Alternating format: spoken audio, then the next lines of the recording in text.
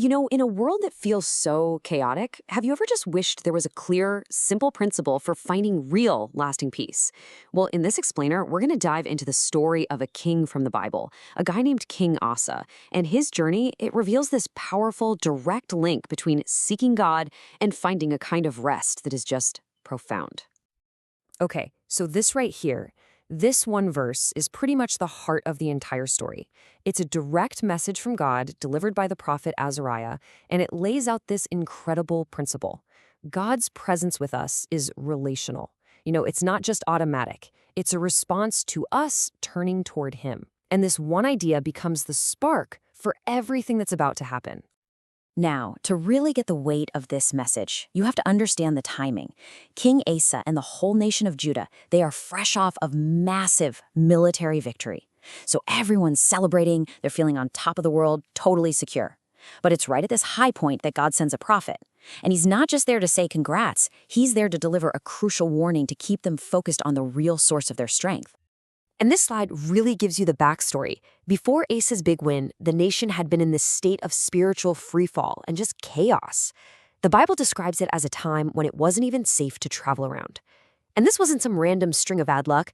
The text makes a direct connection between all this turmoil and the nation turning its back on God. So after laying out that pretty grim reality of what happens when a nation drifts away, the prophet completely pivots.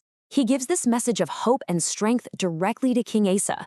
And this isn't just some nice, comforting phrase. It's a divine command to be courageous and a flat-out promise that the hard work of spiritual reform ahead of him, it's going to be absolutely worth it. So how does Asa respond? That's the million-dollar question, right? He doesn't just hear this prophecy and think, that's interesting. No, he is immediately moved to action. And this is where we see that true revival isn't just some emotional high. It starts with decisive, courageous obedience. You can basically see his plan unfold in 3 clear steps. First, he really internalizes that message from the prophet and took courage. And that courage fuels the next 2 big moves. He launches this nationwide campaign to get rid of all the idols, and then he restores the central place of worship by repairing the altar of the Lord. It's a classic pattern, really. You remove what's false and you restore what's true. And if you want to know just how deep his commitment went, get this.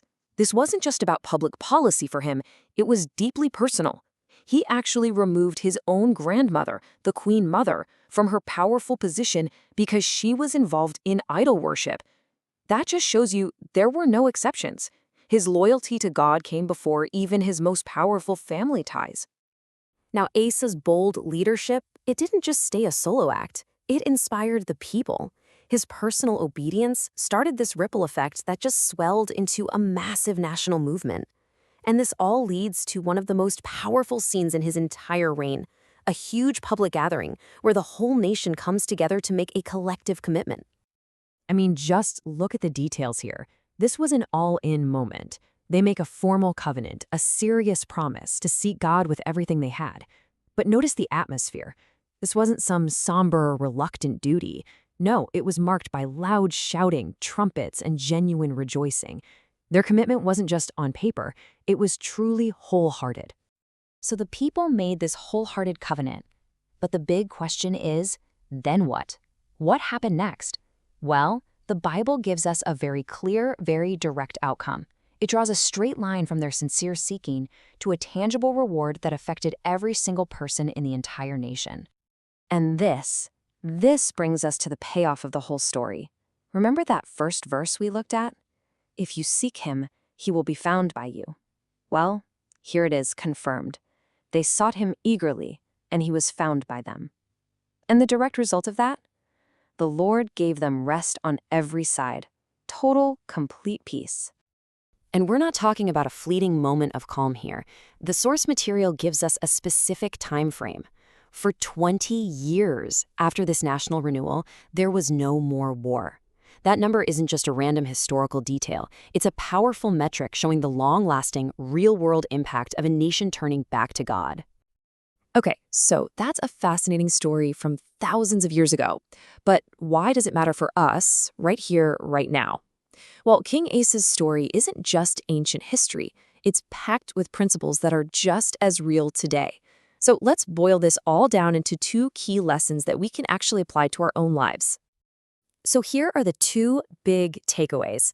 First, this whole story just screams that God is relational.